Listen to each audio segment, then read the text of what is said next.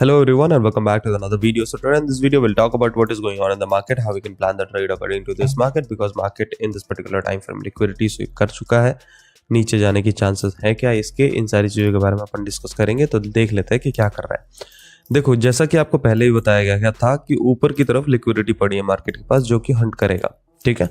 अगर आप देखोगे तो नीचे की रीसेंट लिक्विडिटीज हंट हुई है, मार्केट नीचे गिरने की कोशिश कर रहा है। 4 टाइम फ्रेम 1 टाइम फ्रेम में मैंने आपको पहले ही बता दिया था कि यहाँ पे मार्केट इस तरीके से ही बिहेव करेगा कि मार्केट को एक हाई राइज फॉर्मेशन बनाना है तो वो बनाएगा, वो ऐसा बिहेव करेगा, ठीक है। एंड अगर वो कंटिन्यूसली ड्रॉप करता है तो it will try to go to near about 103,680 के आसपास जाने की कोशिश करेगा, वो प्यार से जाएगा नीचे की साइड, ठीक है।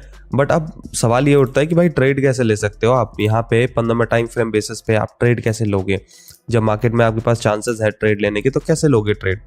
सो अगर आप 15 मिनट टाइम फ्रेम पे देखते हो तो आपको दिखेगा कि मार्केट के पास यहाँ पे एक सपोर्ट एरिया अवेलेबल है, ठीक है।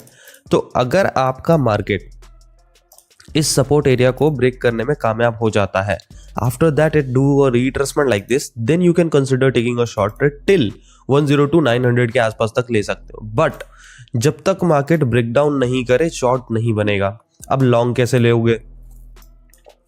लॉन्ग लेने के लिए आपको वेट करना पड़ेगा रीसेंट सप्लाई का ब्रेकआउट, मतलब रीसेंट सप्लाई जो कि आपका 105,500 का, ठीक है। आप इसके ब्रेकआउट का वेट करो, आफ्टर दैट रिट्रेसमेंट लोअर लोज पे फिर ब्रेकआउट एंड देन फिर ट्रेड ले लो, आपको कोई दिक्कत नहीं है। जैसा कल रात को ट्रेड लिया था वैसे ही ट्रेड लेना है आपको। ब्रेकआउट वेट करो, ब्रेकआउट के बाद रिट्रेसमेंट वेट करो, यहाँ पर सप्लाई ब्रेकडाउन वेट करो एंड देन फिर ट्रेड लो आप ब्रेकआउट के बाद, ठीक है।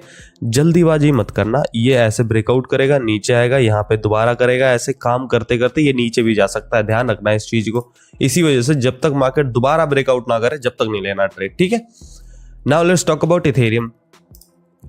इथेरियम की अगर बात करोगे तो इथेरियम में भी सिमिलर कंडीशन है। 1 टाइम फ्रेम पे ये भी नीचे गिरने की कोशिश करेगा। कितना नीचे गिर सकता है इसके लिए तो यही डिमांड एरिया है दोस्त, ये वाला एरिया ही डिमांड एरिया है जो कि है 35,115 के आसपास का एरिया ही डिमांड एरिया है। तो यहीं तक जाने की कोशिश करेगा। ज्यादा नीचे गिरता है तो फिर 3400 के आसपास जाने की कोशिश करेगा।